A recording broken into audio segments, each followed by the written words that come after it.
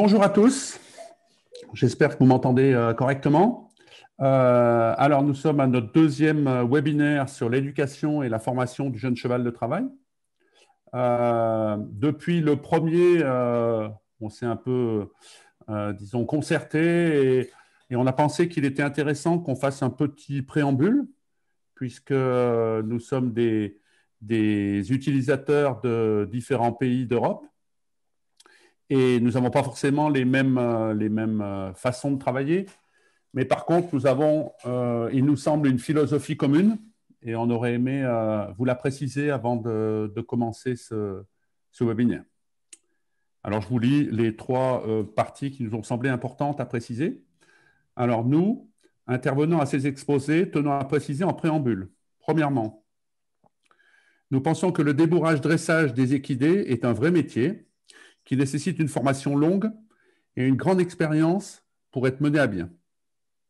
Les exposés que nous proposons dans ces webinaires sont destinés à expliquer ces méthodes aux utilisateurs et futurs utilisateurs afin que ces derniers comprennent leur logique et prolongent cette éducation du jeune cheval, mais sans se substituer au dresseur.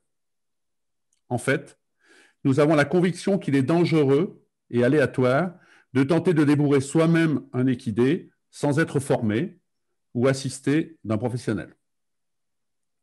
La deuxième chose qui nous a semblé importante, c'est que les méthodes de débourrage-dressage que nous présentons sont diverses, je l'ai dit, mais elles ont toutes en commun de se baser sur un vrai respect de l'animal. Il s'agit d'accompagner celui-ci et de l'orienter vers une coopération avec l'homme, de créer une relation de confiance réciproque qui prenne aussi en compte ses instincts et sa psychologie propre, dont on va reparler. En aucun cas, nous ne défendons les méthodes qui brisent le mental de l'équidé pour le soumettre, qu'on pourrait trouver par exemple, aux États-Unis, dans certaines méthodes de dressage. En troisième partie, la réussite de la formation du jeune cheval de travail dépend aussi grandement de la sécurité que l'on est capable de mettre en place autour des activités éducatives, pour les hommes qui participent, les aident, comme pour les animaux. Cette sécurité est fortement dépendante notamment de la qualité du matériel et des harnais que l'on utilise. Ceux-ci devront être choisis avec soin et bien entretenus. Voilà. Alors aujourd'hui, donc c'est le deuxième webinaire. C'est Henri Spichiger qui va nous présenter sa façon de voir les choses. Henri, est-ce que tu m'entends? Oui, je t'entends. Très bien. Alors, Henri, donc, j'ai préparé une série de questions pour essayer d'organiser. Alors, pour être précis un peu sur l'organisation, on a donc 1 heure devant nous.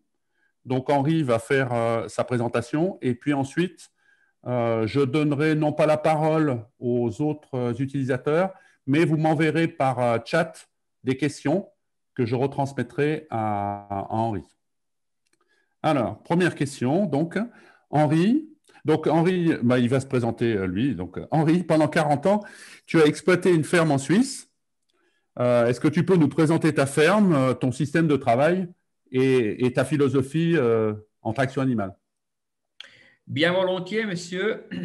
Ensemble avec mon épouse, nous exploitions une ferme laitière au Jura suisse de quelques 45 hectares à 1200 mètres d'altitude. Nous formions des apprentis et en agriculture et en économie familiale. D'après les calculs de la vulgarisation locale, le 70% du volume de travail fut effectué par nos chevaux. Les 30% restants étaient du domaine du tracteur, un machin de 65 chevaux. Quelques 140 sorties attelées complétaient nos activités. Les travaux forestiers effectués à 100% par nos chevaux furent d'une grande importance également. Alors, parle-nous un peu de la traction animale qui t'est chère et qui est un peu l'image de marque de ton exploitation. Donc, sur notre exploitation, nous gardions 3 attelages aptes au travail. Ainsi, nous étions surmotorisés. Mais l'activité touristique voulait que souvent 3 attelages étaient engagés. Parmi ces 3 attelages, 2 franche-montagne et un demi-cent, il y avait toujours des jeunes chevaux en formation. C'est-à-dire que dès possible, les chevaux en formation se rendirent utiles. Bien sûr, au début, toujours accompagnés par une aide.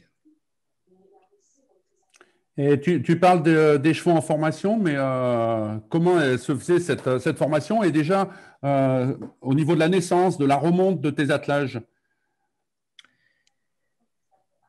Nous c'est-à-dire gardions toujours Oui. une voire 2 juments poulinières pour garantir notre remonte à nous et si possible de vendre régulièrement un cheval apte au travail. À part de nos chevaux, nous formions des bourrions, comme on dit en Suisse, également des chevaux de tierces personnes. Selon quels critères tu choisissais les parents, les étalons de tes juments? Denis, La c'est génétique. changé. Tu parlais à la page. Ah, ok. Voilà. Hop. Voilà. Donc, nos apprentis furent censés d'apprendre à travailler avec les chevaux. Donc, la priorité absolue était la sécurité, c'est-à-dire qu'un caractère irréprochable de nos chevaux était primordial. Je n'ai jamais accouplé une de nos juments avec un étalon pour faire un beau poulain. Je me rappelle toujours, et ça me reste, du moment que l'étanolier des Breuleux, notamment Daniel Jacot, un ancien apprenti à nous, me disait, j'avais prévu de mettre Halloween sur une de nos juments, Henri, cet étalon ne va pas pour toi. Tu travailles avec tes chevaux, tu fais travailler tes apprentis avec tes chevaux, ça ne va pas. Est-ce que tu peux commenter peut-être les documents que tu m'as demandé de Alors présenter? écoutez, ça c'est notre jument Tsaïna qui était née en 1976, qui n'a jamais été vraiment une belle jument, mais qui nous rendait énormément service. Et puis j'y reviendrai encore, elle nous a fait 14 poulains, mais seulement un seul poulain pointé au maximum. Mais une jument extraordinaire qu'on a tuée à 31 années. Voilà. Quand tu dis pointé au maximum, ça veut dire qu'il était dans la race bien classé dans ses caractères? Donc, tu vois, chez nous en Suisse, pendant longtemps, le maximum des poulains, c'était 80 points. Et notre pauvre Taina, elle n'a jamais réussi à faire des poulains à 80 points pour différentes raisons. Il y avait des manques au niveau de son extérieur, mais il y avait aussi un autre problème. Ces juments étaient souvent utilisés pour le travail. Alors, en automne, on ne présentait pas des poulains gras comme les autres. Et puis, j'ai entendu la remarque, mais non, de bleu Henri, tu fourrages pas assez. C'était comme ça. D'accord. L'autre document, Oui, quelque chose? c'est l'autre côté. Donc, vous voyez la fameuse lignée de Jerry Jura qui va finalement sur Jurassien. Et l'autre en bas, la mère bergère, c'était une R, donc raceur. C'était le pendant vous voyez, Jurassien, Rasseur, c'était les étalons qui étaient dans les années 50 à la station de Montebello.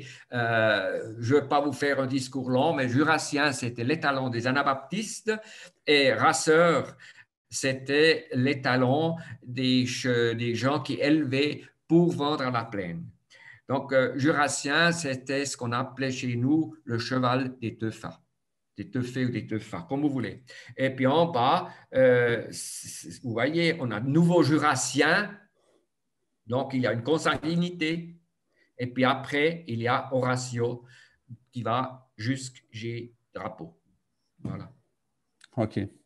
Alors, dis-nous comment se passaient les mises bas et les premiers jours du nouveau-né et de la jument? Alors souvent, par besoin, nos juments travaillaient même le jour de la mise bas. Bien sûr, avec raison, soin et diligence. Pendant la gestation, je faisais attention aux coups de flèche, parce que ça, c'est dangereux. Donc, du timon et aux coups sur l'épaule. Alors, attention au débardage. Nos juments travaillaient même dans la haute neige, parce que la mise passe était souvent au mois d'avril, et à 1200 mètres au mois d'avril, on avait encore souvent 1 mètre de neige. Par chance, mais peut-être aussi un peu par diligence, nous n'avons jamais eu un avortement à déplorer. Donc, elles n'ont pas connu de congé maternité, nos juments. Pour pouliner, les juments aiment être seuls. Les vieux éleveurs disaient toujours, soit ça va vite, soit ça va pas du tout. Nous avons eu la chance, c'est toujours bien allé, et je reviens sur notre jument Zaina, qui nous a fait 14 poulains, mais jamais je l'ai vu pouliner. Jamais été présent. Je n'ai jamais touché le nombril à un de nos poulains. Par contre, pour moi, il était très important que les arrière-faits se fassent dans les 10 heures au plus tard. C'est quoi les arrière-faits? Voilà, se nettoyer. D'accord. C'est la matrice. Oui, se nettoyer, comme nous on dit, les arrière-faits. Donc, les vaches font les arrière-faits, donc on dit dans les 36 heures, par exemple, voire seulement 48. Par contre, la jument, elle doit se nettoyer assez vite. Sinon, on risque des fourbures. Il y a aussi risque de coups de sang. Il y a toutes sortes de risques si une jument ne se nettoie pas. Dans les jours qui suivaient, notre jument était assez vite remise au travail, léger bien sûr, et surtout de courte durée, pour que le poulain puisse téter régulièrement. En même temps, le poulain apprenait à être seul et le jument retrouvait ses forces sans que sa musculature se dégradait. D'accord. Tu veux que j'avance sur les photos? Tu peux rester encore là. Ok. Alors, comment est-ce que tu commençais le dressage et l'éducation des poulains? De mon avis, nos poulains ont le droit d'être gamins. Toutefois, nous ne pouvons pas tolérer des mauvaises habitudes, telles que se pincer, se dresser contre les humains ou même tourner le cul, comme on dit. Donc, j'ai reçu des poulains de tierces personnes pour l'élevage et puis ils me disaient à l'arrivée, mon poulain sait déjà se dresser, puis je disais, c'est déjà la première chose qu'il doit arrêter. Aussi, il doit apprendre à lever les pieds, aussi les postérieurs. C'est donner les pieds. Oui, donner les pieds. Ouais. Parce que nous n'aimerions pas avoir de rodéo lors du parage des sabots. Très tôt, notre poulain doit accepter d'être seul, plus tard de s'attacher, bien sûr, sous surveillance en début. Une bonne partie de son éducation, maintenant tu peux aller plus loin, proprement dit, se fait s'il peut grandir en troupeau. Il doit se soumettre à une hiérarchie naturelle. Il n'est pas toujours la personne du centre, tel que mentionné, notre élève doit apprendre d'être seul. Donc, sans la jument, plus vite, mieux c'est. Mis à part de ces quelques conseils, laissez votre poulain être un jeune gamin qui veut découvrir son monde. Et donc, quand est-ce que tes jeunes chevaux commençaient une vie sérieuse, entre guillemets? Alors là, le règlement d'élevage de la race Franche-Montagne qui veut que pour participer au programme d'élevage, les jeunes chevaux doivent passer le test en terrain à 3 ans. Donc, on ne peut pas passer le test à 4 ans. Ça doit se passer à 3 ans. Ce test comprend l'attelage à 1 avec un petit programme de dressage ainsi qu'un test sous la selle. Nous avons commencé à débourrer nos chevaux donc environ à 2 ans et demi pour être prêts à 3 ans pour le test en terrain. Et juste pour préciser, peut-être pour les personnes qui ne sont pas habituées avec les explications, le test sous la selle, ça veut donc dire qu'ils sont déjà montés Oui.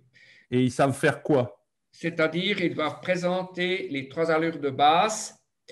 Et là, j'ai toujours été un peu freineur dans la Fédération Franche-Montagne parce que je ne suis pas un défenseur d'une équitation à 3 ans. Et vous savez, vous connaissez le monde équin. Tout de suite, ils commencent à sauter, à faire des sauts à 3 ans. Ça, je trouve, ce n'est pas justifié. Donc, le test en terrain sous la selle fait partie du test en terrain. Ça, c'est bon, mais il faut savoir se limiter à présenter les 3 allures de base et puis fini. Et puis, bien sûr, D'accord, le montoir. Ça, c'est important. Il faut mettre pied à terre et puis remonter et le cheval doit rester sur place. d'accord. Et après, donc, pour le travail, on va dire, plus agricole, entre guillemets, comment tu t'y prenais? Alors, nous commencions à mettre le collier. Peut-être avancer un peu, C'est bon, c'est bon. là. Et puis, du fait que les nôtres étaient fermés, donc les colliers, il a fallu les glisser par-dessus des yeux. Et pour cette raison, nous avons d'abord mis un faux collier. Je vais vous présenter ce que c'est un faux collier plus tard, ou un faux sac. Pour continuer avec le vrai collier, et là, faites attention, on a fait attention toujours aux arcs oculaires. Pour ne pas faire peur à votre cheval, approchez-vous du côté de votre cheval, sans hâte, calme, toujours parler à votre cheval. Et puis, une fois que le collier est mis, nous sommes allés marcher avec le jeune cheval, garni, comme on dit. Nous avons même trotté pour que le collier tape un petit peu sur le corps du cheval, qu'il fasse même un peu de bruit. Après, nous avons descendu les traits, nous les avons rallongés avec des ficelles de paille. C'était une mesure de sécurité en cas de riade. Ainsi, nous avons provoqué de la résistance. Nous avons frotté les jambes depuis l'extérieur, plus tard même depuis l'intérieur, pour imiter un dépassement de trait. Souvent, on s'arrêtait là pour le premier jour. Le lendemain, nous avons refait les mêmes exercices pour après atteler un char muni de frein à pied avec un timon assez haut, toujours à deux avec un maître d'école expérimenté sûr. Là, Attends, juste, un maître d'école, c'est un autre cheval. Explique peut-être ce que c'est un maître d'école.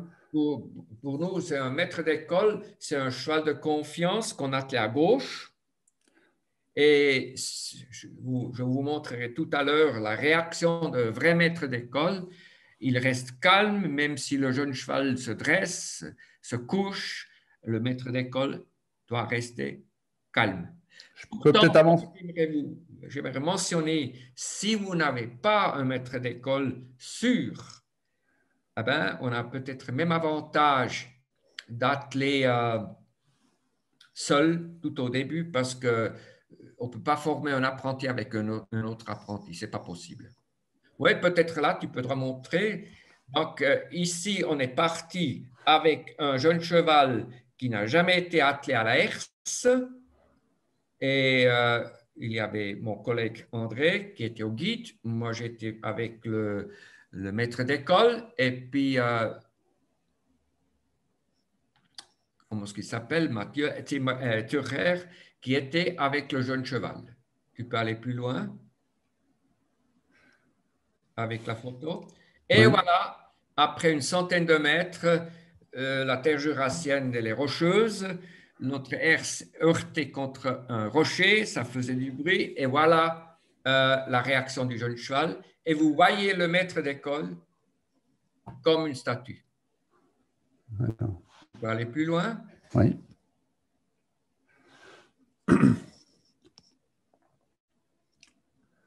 Plus tard, c'était comme ça.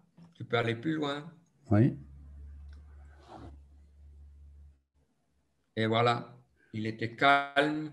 je crois que c'était moi, j'ai fini ce chant tout seul, le cheval était calme, ça allait toujours comme il faut. Pas de problème. Peut-être qu'on peut remarquer en particulier ta herse, qui est là une herse faite avec des cerclages de roues, Ouais, des vieux c'était cerclages de roues récupérés, et qui n'est pas dangereuse, où même les chevaux reculent.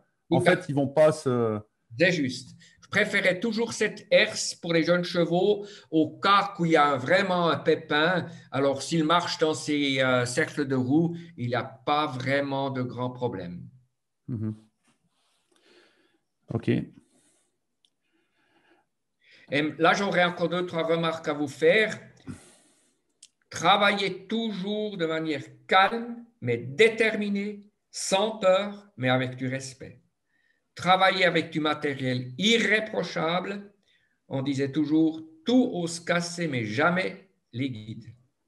Ça veut dire que même si le reste casse, c'est les guides qui doivent tenir jusqu'à la fin, c'est ça? Tout à fait, ouais. Comme ça, D'accord. vous avez quand même toujours quelque chose pour retenir vos chevaux. Par contre, si les guides cassent et puis les traits sont toujours attachés, alors vous pouvez seulement souhaiter bon voyage, c'est tout ce qui reste. Et après, atteler les premières fois, si possible, tel que je vous ai dit, à deux, mais toujours avec une aide.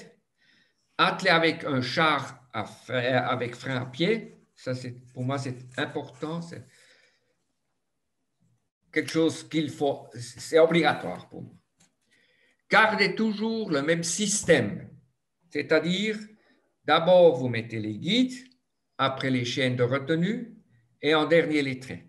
Ce qu'on appelle les reculements, les chaînes de retenue en français. Oui, oui, oui. Mhm. En débourrant un jeune cheval, une aide reste à la tête des chevaux. Une deuxième aide, si on en a, garde les guides en main. Et moi, je mettais toujours les chaînes de retenue et les traits. Pour les premières sorties, une aide restait vers le jeune cheval pour le départ. La deuxième aide, munie d'une longue longe, passant depuis la boucle gauche de la bride par-dessus de la nuque sur la boucle droite. Il était installé sur le char, donc cette aide était installée sur le char, et cette aide n'intervient qu'en cas de besoin sur ordre du meneur. Moi, j'ai toujours dit, toi, tu es une personne très importante, mais c'est moi qui te dis quand c'est que tu interviens. Ainsi, nous avons procédé les premières fois, toujours d'après le comportement du cheval à débourrer. Des fois, il fallait plus de temps, des fois moins. Tout de suite, nous avons cherché à faire des petits transports de matériel. C'était important et pour nous formateurs et pour le jeune cheval. Le bruit de la charge, d'une part, son volume furent partie de l'exercice et très important, en tout cas pour moi, ce jeune cheval, il se rendait déjà utile. Crucial fut toujours la mise en limonière. Il fallait se prendre le temps, mais tout de même pas jouer avec le jeune cheval parce qu'il comprend très vite si vous n'êtes pas déterminé, eh bien, au bout d'une heure, vous n'avez toujours pas réussi à le mettre dans les limonières. Je préférais des limonières indépendantes. Ça me permettait de baisser déjà une limonière et puis mettre le cheval contre cette limonière et puis après l'autre limonière. Les premiers mètres, un cheval calme, même pas garni, restait à côté de l'apprenti pour prendre toujours plus de distance et laisser faire le cheval son chemin tout seul. Quelques réflexions personnelles. En âge adulte, en pleine force, il est souvent beaucoup plus difficile de débourrer un cheval en attelage qu'en rassage. Tout de même, ne jamais violer un jeune cheval. Ce sont les Américains, c'est M. Trump, qui break a horse, qui casse les chevaux.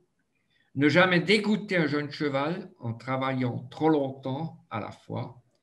Éviter des charges trop lourdes. Éventuellement condamner le bout du palonnier du côté du maître d'école. Attends, là, j'ai juste une question. Oui. Qu'est-ce que tu entends là? Je n'ai pas compris. Là. Condamner le bout du palonnier du maître d'école. Alors, on a Précise. un palonnier un balancier, si tu veux, Oui, une balance. une balance. Alors, si on a un machin comme notre malin à gauche, qui a une force terrible, pour un franchement taille 1,62 m, presque 700 kilos, alors lui, il part, et puis mon pauvre jeune cheval, il reçoit un coup de collier sur son épaule, et il a peur, il panique. Alors, en attachant le bout du palonnier de la balance du côté du maître d'école en arrière ou condamné, il y a des différentes possibilités, vous pouvez éviter ça. Donc, le maître d'école, il part, le char, il part, et si le jeune cheval a envie d'aider, tant mieux. S'il ne veut pas encore aider, c'est pas grave non plus. D'accord. C'était cette réflexion-là. OK. Est-ce que tu veux que j'avance dans les images? Oui, peut-être, oui. Je veux voir ça. Voilà. La prochaine, c'est sur le J'ai fanage. encore, j'ai encore deux, trois réflexions Oui, oui. que je voulais vous communiquer. Menez toujours correctement d'après un système. Pour moi, c'est Achenbach, mais ça peut aussi être un système tel que hongrois ou je ne sais pas. Mais moi, j'ai commencé avec Achenbach et je veux finir avec Achenbach. Et une autre chose, le fouet fait toujours partie dès le début de l'exercice, mais son utilisation n'est jamais abusive. Évitez que l'œil curieux de votre apprenti s'éteint. Je ne sais pas si vous comprenez. L'œil curieux de ce jeune cheval doit rester ouvert, curieux et pas éteint. En principe, nos jeunes chevaux ne travaillent en forêt qu'à partir de 4 ans. Attention en dételant. Souvent par négligence, c'est là qu'on fait des accidents. Gardez là aussi le système inverse de ce qu'on a dit tout à l'heure. Donc, on commence par les traits, par les chaînes de retenue et les guides, c'est la dernière chose qu'on enlève. Voilà en quelques mots, de manière plutôt théorique, comment nous avons débourré nos chevaux, ce qui a quand même fait l'épreuve chez nous. Voilà quelques images. Ici, on débourre. Oui, on débourre. On a 3 ans demi-cent qui est la première fois au rouleau Cambridge. Là, l'apprenti l'a encore accompagné au moment.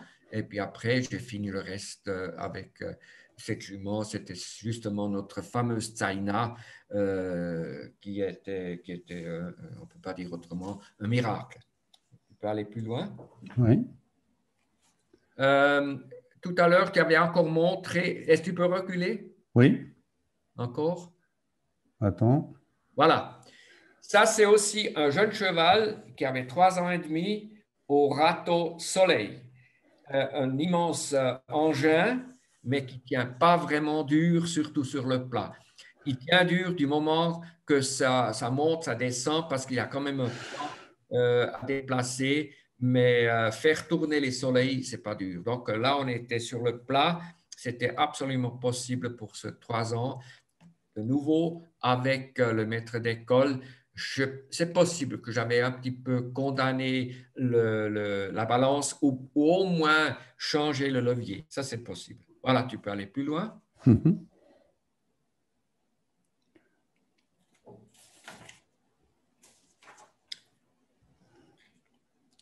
Alors, Voilà. est-ce que tu pourrais peut-être nous préciser comment tu formais ensuite tes chevaux de travail une fois que le débourrage est fait, après, dans comment dire, l'habitude au jour le jour, comment ça se passait? Oui, tu fais allusion à la formation du cheval de travail, parce Oui. que former un cheval d'attelage, c'est une chose, mais former un cheval d'attelage, c'est encore une autre chose.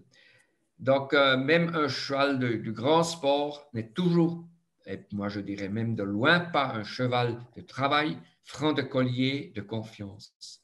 Un cheval de travail, nous demandons énormément de choses de ces chevaux, une polyvalence extraordinaire.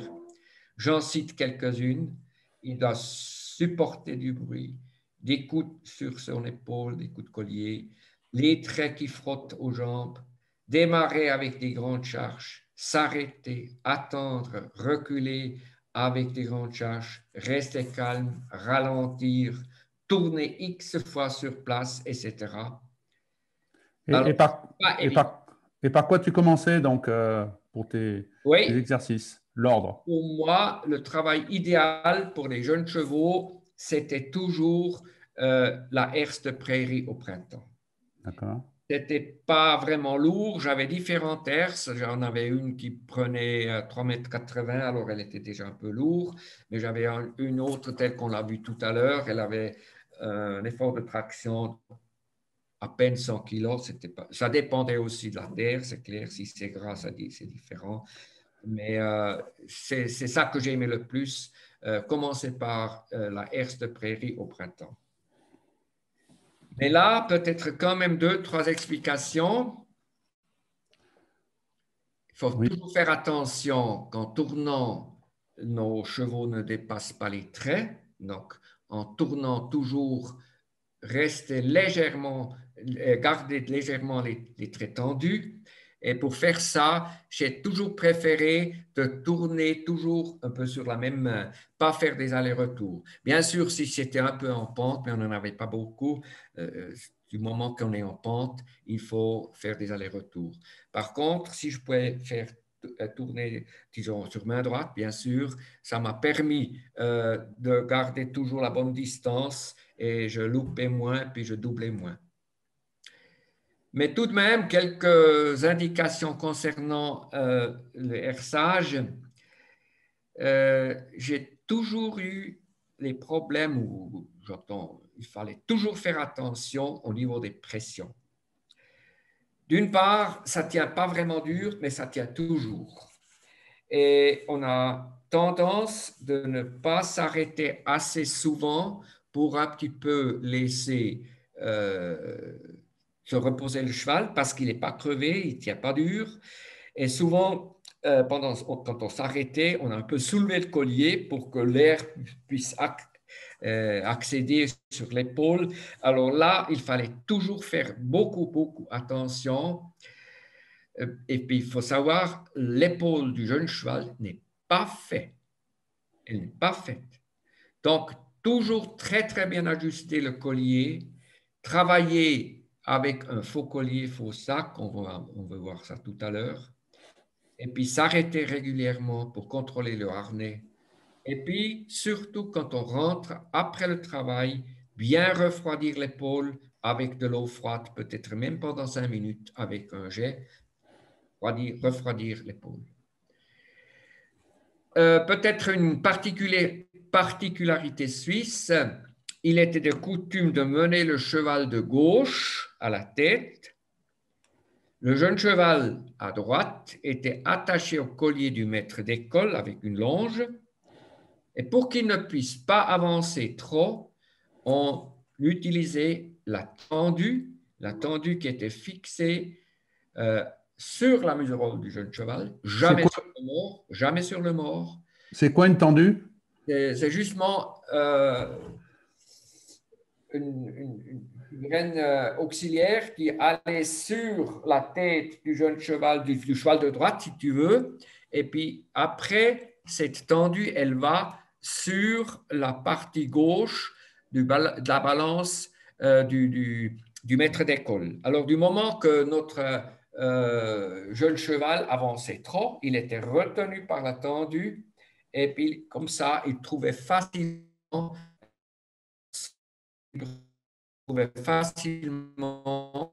sa place à côté du cheval de gauche. Mais c'est une point, il faut être logique, la traction chevaline s'est beaucoup perdue en Suisse aussi, ça c'est clair. Et, Voilà. et particulièrement sur les machines, enfin là on voit une faucheuse à l'écran, mais toutes les machines qui sont tournantes, qui sont grandes, qui sont mobiles, Oui, est-ce que tu peux nous parler un peu des particularités de ces machines-là? oui. Alors là, les machines et les outils, ça ne pardonne pas. Surtout les machines qui sont entraînées par les roues. Parce que la vitesse des éléments tournants est toujours en rapport direct avec celle des roues d'entraînement. Donc, plus vite que les chevaux vont, plus ça tourne vite, et puis logiquement, la machine, elle fait plus de bruit. Alors là, on entre facilement dans un cercle vicieux peut finir mal, si on veut. Voilà.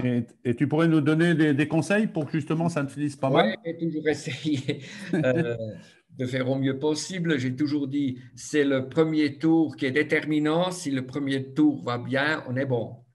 Donc, tel que j'ai mentionné, toujours travailler avec du matériel irréprochable, jamais sans un maître d'école expérimenté les premières fois, et pas mettre un jeune cheval frais aux machines. Il faut pas le crever, mais il faut quand même un petit peu le défouler, qu'il ouais, qu'il soit pas tout frais puis plein de lubies.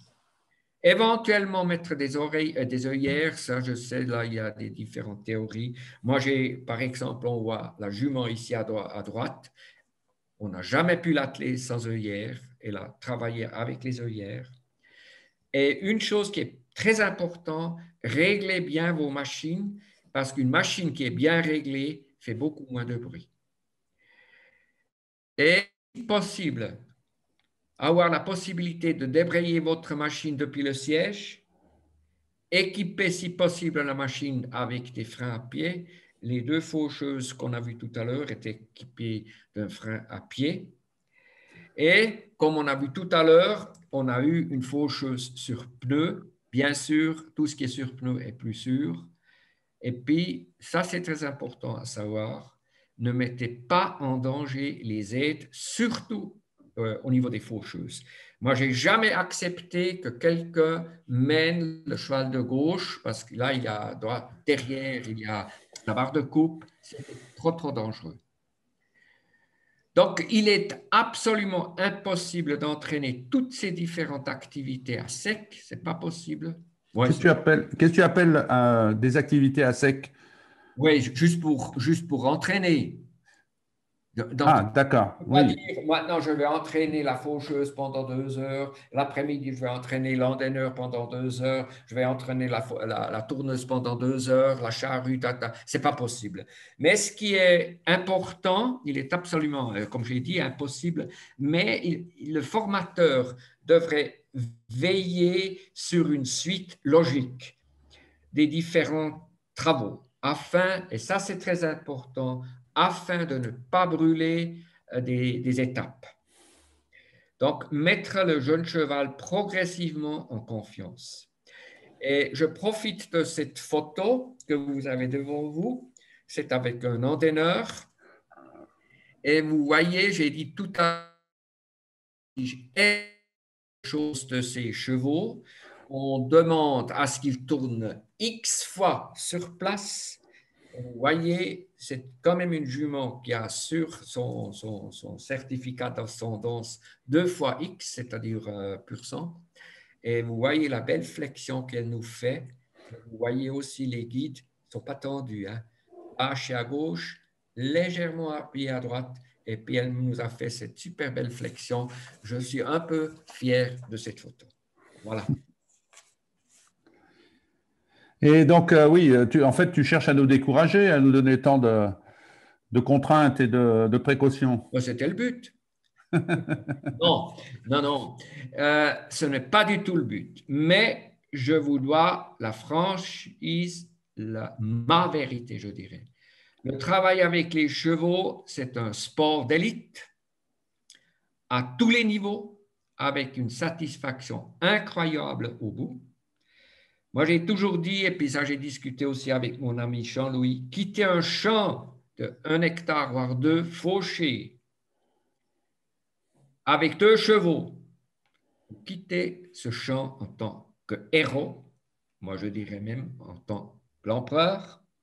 Et si ces 2 chevaux, en rentrant, se mettent encore en petit trot, ça vous fait la preuve qu'on n'a pas forcé de vous. Et là, ça c'est le bonheur total.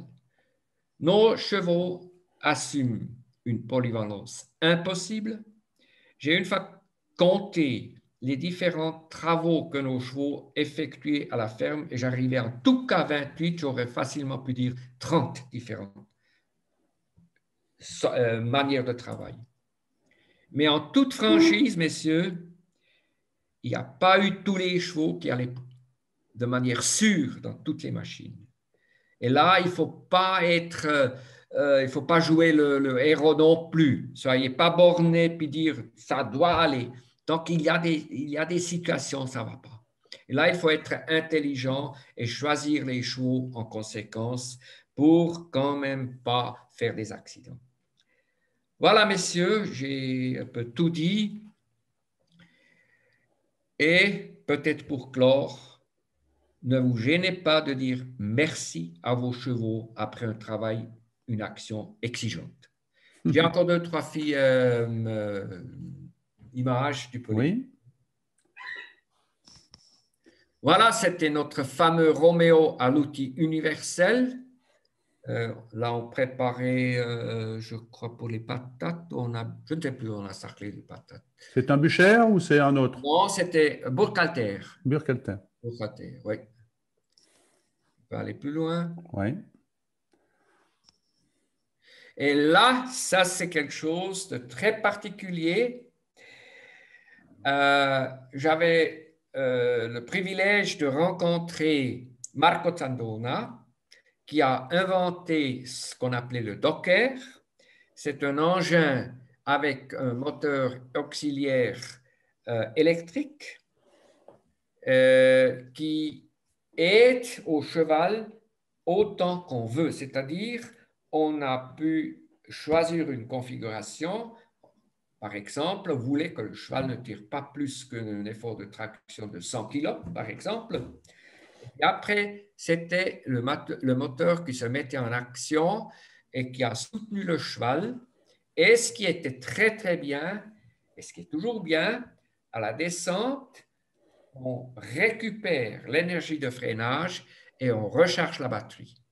Donc là, on a fait un essai de ramassage d'ordures à Saint-Imier et ça s'est très, très bien marché.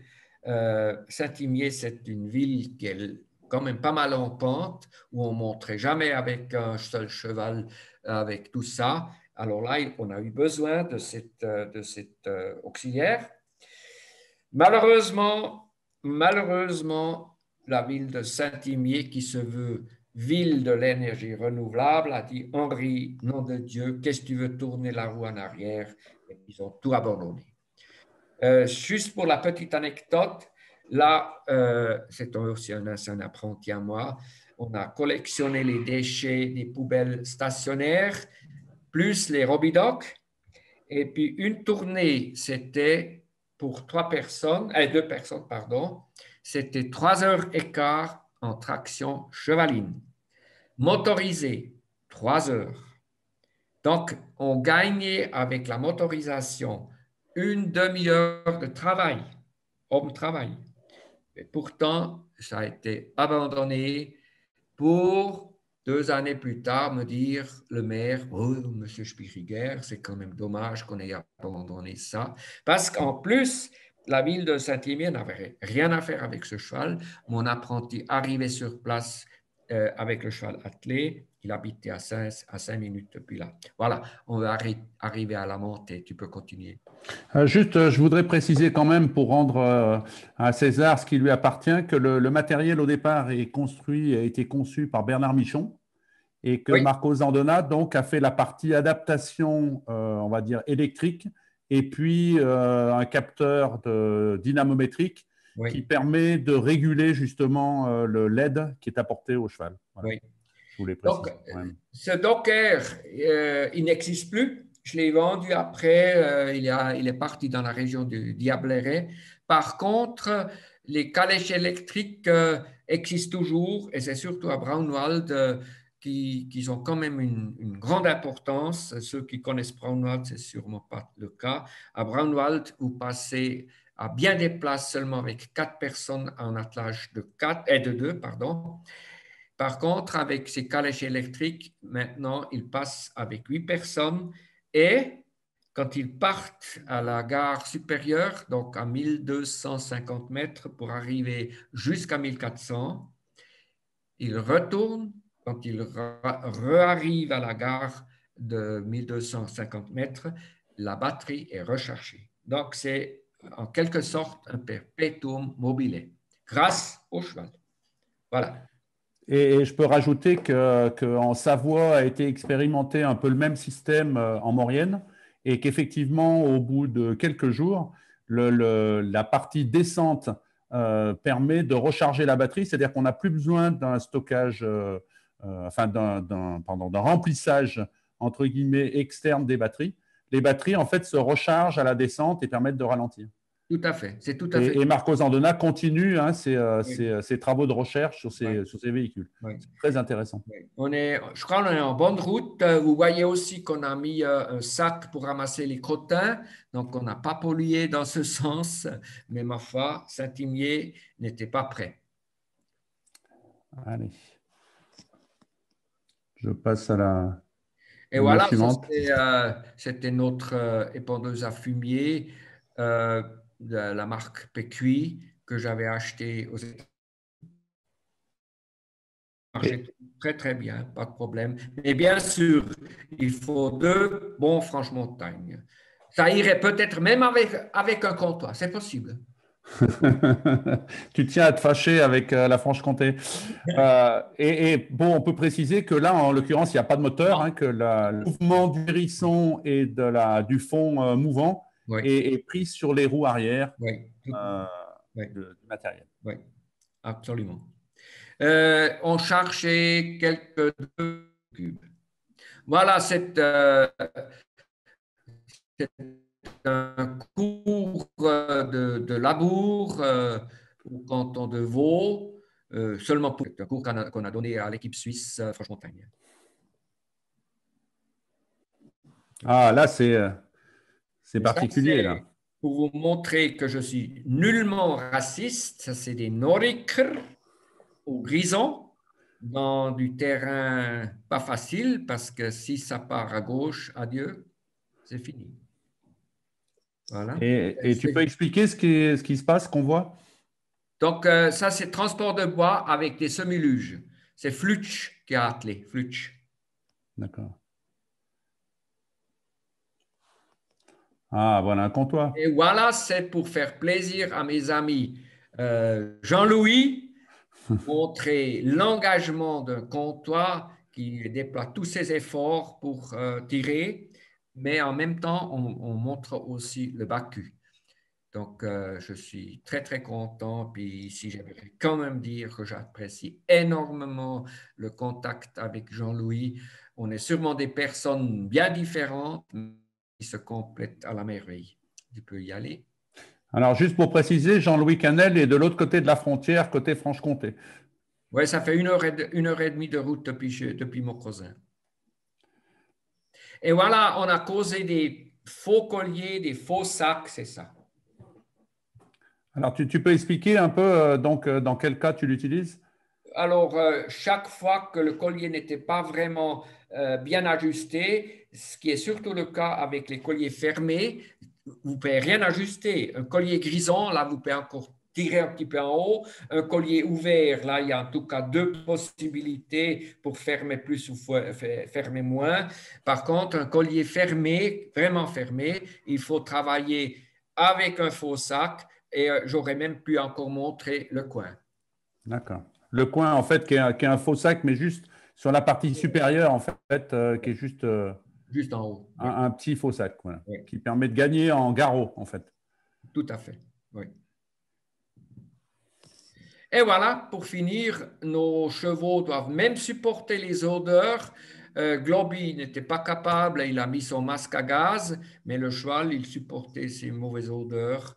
Et voilà, je suis à la fin de ma présentation. Tu peux aller à la dernière page. Je vous remercie de votre attention. S'il y a des questions, je suis là. Voilà, donc peut-être ce qu'on va faire, c'est donc, je vais revenir et enlever le document pour voir si vous avez effectivement des questions. Et puis, je vais les transmettre à Henri. Alors, j'en ai déjà une première. La question, c'est avec la faucheuse, le cheval en débourrage, est-il toujours à droite? Bon, je sais que c'est peut-être presque une mauvaise habitude. Nous, Suisses, on mettait les jeunes chevaux toujours à droite. Et effectivement, on pourrait dire que ça serait moins dangereux de mettre le cheval donc le débutant à gauche, mais j'avais cette habitude. Mais je ne veux pas dire on fait comme ça. Il y a aussi l'autre possibilité. D'accord. Bah, pour l'instant, je n'ai pas d'autres questions, à moins que je ne les vois pas. Est-ce que vous avez d'autres questions? Là, on va peut-être se donner, on a encore 8 minutes, hein, même un petit peu plus si on peut dépasser. Est-ce que vous avez des questions? Donc, la règle qu'on s'est fixée, c'est que vous posiez vos questions par écrit, hein, avec le chat, de façon à ce que ce soit facile.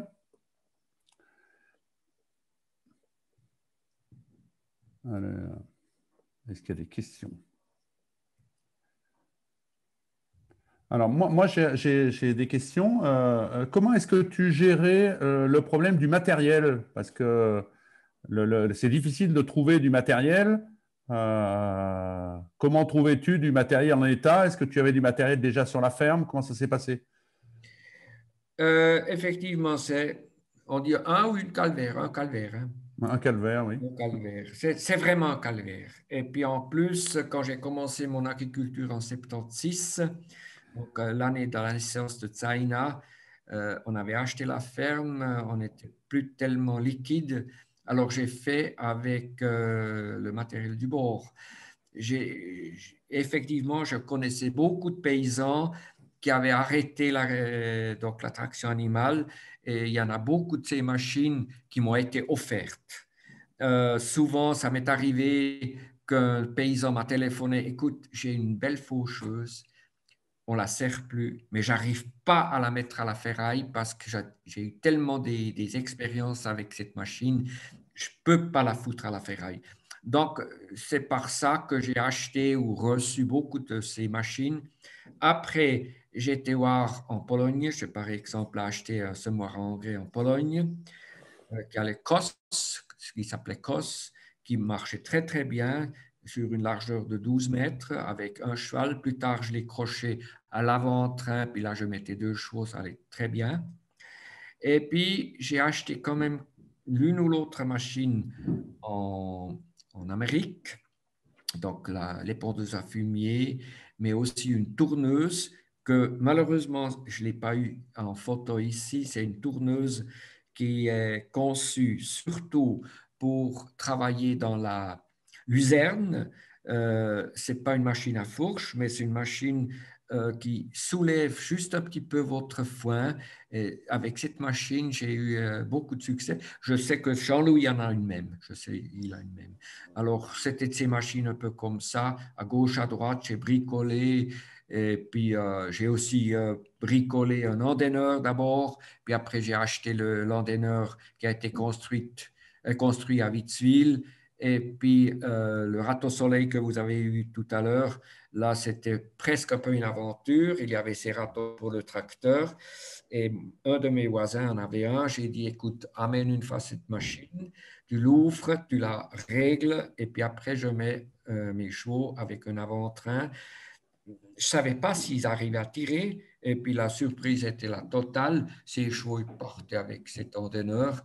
Alors la décision a été vite prise. Il fallait juste trouver une pompe hydraulique pour lever, pour fermer, pour ouvrir, et puis après, on a toujours travaillé avec ça. Et puis au début, bien sûr, on travaillait beaucoup avec les agrars. L'agrar, c'était la dernière machine agricole qui a été construite vraiment en série en Suisse par la maison Agrar. Mais ma foi, Agrar, c'était une largeur de travail à peine de 2 mètres. Alors, dans les questions de Manu, c'est est-ce que tu travailles avec des croisières Arenbar à pied, quand tu travailles à pied? Je n'ai pas tout à fait compris la question. Alors, travailles-tu avec des croisières Arenbar aussi à pied? C'est-à-dire quand tu es, je présume, pas sur un avant-train, quand tu es au sol, sur par exemple un travail avec une herse ou est-ce que Ah, tu travailles oui, avec des j'ai croisières à Rennes-Bas? compris. Donc, je ne suis pas du tout un adversaire des aventures, mais j'ai quand même fait l'expérience exactement en herçant des prairies. Sur mon avant-train, j'étais jamais fatigué. Mes pieds ne m'ont jamais fait mal. Alors, le risque de surmener mes chevaux était évident. Donc, je préférais marcher à côté de mes chevaux. Ça me permettait d'avoir le rythme des chevaux. Et puis, du temps que je fumais encore, j'ai fait une petite pause, je fumais mon cigare. Pendant ce temps, les chevaux se sont reposés. Et je trouvais que c'était beaucoup plus humain vis-à-vis de mes chevaux. Et puis, souvent, à mon cousin, 1200 mètres, vous étiez content de marcher parce que sinon, vous aviez froid. Merci. Alors, comment habitues-tu le jeune cheval aux morts? Bonne question, en le mettant. Mais Non, est-ce- non, non, il faut être correct, hein. Déjà, un mort qui n'était pas violent, et puis pas un mort droit avec une gourmette. J'ai surtout travaillé avec un mort à 2 anneaux, voire 4. Et puis le mort droit, ouais, c'était plus tard. Puis, alors attention à la gourmette. C'est-à-dire, tu n'utilisais pas trop le mort coup de poing, par exemple, et plutôt des morts brisés, Non, non, non. non? Après, j'avais quand même des hongres assez violents. Alors là, je travaille avec le mort droit, mais toujours d'une manière raisonnable. Et puis, ma théorie, c'est un mort est tout aussi, est juste aussi violent que ta main. Si tu as une main souple, tu peux avoir un mort encore assez rigide, mais c'est ta main qui fait la différence. Mhm. OK. Et ben pour l'instant, j'ai pas d'autres questions. Il nous reste encore quelques minutes. Est-ce que vous avez des questions pour Henri? Alors peut-être en attendant les questions, je peux déjà vous donner les dates que je vais essayer de retrouver des prochains webinaires. Je vais essayer de les retrouver. Voilà.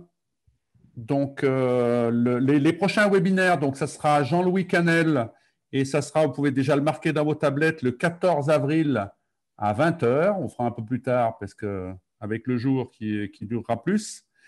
Et le suivant sera le 19 mai avec Manu de Meulehammer, que je prononce toujours mal. Melenard, le 19 mai à 20 heures aussi. Donc, vous pouvez marquer 14 avril 20 heures et 19 mai 20 heures. Voilà. Alors, est-ce qu'il y a donc une autre question pour le jeune cheval? Est-ce que tu démarres toujours avec le mort brisé? Donc, tu as répondu, mais tu peux Oui, peut-être on préciser. a travaillé comme ça, oui. Ouais, Mais je ne veux pas dire, vous pouvez travailler avec un mort droit, mais attention, la gourmette. d'accord. OK. Bien. Pas d'autres questions? Qu'est-ce que je peux vous donner comme information? Alors, les webinaires sont enregistrés. Ils seront diffusés sur la chaîne YouTube de l'Affectu. Vous allez sur YouTube et vous tapez Fectu, vous allez tomber sur la chaîne dans laquelle vous avez déjà des vidéos, mais c'est des webinaires qui sont en langue anglaise et que l'Affectu fait traduire et sous-titrer dans plusieurs langues. Pour l'instant, on n'a pas encore les webinaires en français, mais ils vont arriver bientôt. Donc, vous allez les retrouver. Vous pourrez regarder ça plus tranquillement. Alors, j'ai une remarque de Manu. Je commence avec des flexions. Je ne comprends pas. Je ne comprends pas. Ah, c'est une réponse à Akin. D'accord. Donc, c'est Manu qui répond à Kin. OK.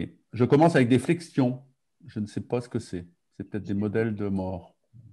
Non, non, ce n'est pas un modèle de mort, c'est une technique, mais j'en parlerai à mon tour. D'accord, ok. Donc, bah, rendez-vous si vous voulez savoir ce que c'est les flexions le 19 mai et ce sera Manu qui nous expliquera ses méthodes. Merci Manu. Pas d'autres questions? Eh bien, écoutez, il est 19h01, donc on a rempli notre contrat. Merci Henri.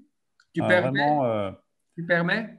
oui, oui, bien sûr. J'aimerais aussi me remercier de ma part parce que c'est pas évident que vous acceptez un gars de 72 ans qui vous parle de ses expériences parce qu'effectivement, pour le moment, je suis plus agriculteur et je veux plus être agriculteur, mais pas plus tard qu'aujourd'hui, j'ai aidé à débourrer des mulets ici à Rolle, à la Herste Prairie. Voilà. Donc, il semble que je ne peux pas arrêter. Des mulets à l'herse de prairie. Oui, qui ont fait un magnifique travail. Bravo. Mais je crois que tu pourrais peut-être nous donner deux petits mots. Là, je sais qu'en ce moment, tu animes, enfin, tu co-animes des formations en débardage. Tu peux nous en parler peut-être un petit peu? Oui, je ne vais pas rallonger, mais euh, ensemble avec mon collègue Stéli André, qui était responsable des chevaux pénitentiaires à Vitzwil, nous proposons des cours de débardage. Et du fait qu'on n'a plus nos chevaux, ni lui, ni moi, j'ai encore une jument demi-sang pour la selle, mais ce n'est pas pour aller débarder. Donc, on propose des cours pour des gens qui viennent avec leurs chevaux. Et on est assez étonné, on a un bon succès parce que souvent ces gens ils viennent et puis ils disent ouh, je ne sais pas si ça va. Et puis le soir, ils sont tout étonnés que ces chevaux, ils vont. Il faut juste les traiter comme il faut. Ils vont. On a, pour le moment, il faut toucher du bois, on a eu vraiment du succès. Et actuellement, je suis ici à Rolle, donc au bord du lac Léman, dans un pendant une semaine pour faire des démonstrations de débardage. Et puis ce matin, on a débourré des mulets pour la herse prairie parce qu'il est possible qu'ils peuvent verser ces immenses parcs qui entourent cet établissement. C'est le Roset, je pense. Ouais. C'est le Roset, exactement. C'est le Roset. Ouais. Donc, on a été très, très bien reçus. On a été reçus comme des rois ici. Et si pour les personnes qui pourraient être intéressées par tes formations, on peut s'adresser où? Qui s'adresse à moi. Et comment on s'adresse à toi? Henri.Spiriger@bluewin.ch. Spiriger avec Y. Et puis Henri avec un I normal. Je ne suis pas un Américain. D'accord. Bien. Merci. Merci à tous. Merci Henri. Et puis, eh ben, on se donne rendez-vous donc le 14 avril avec Jean-Louis Canel. Avec plaisir. Allez, merci. Au revoir à tous. Au revoir.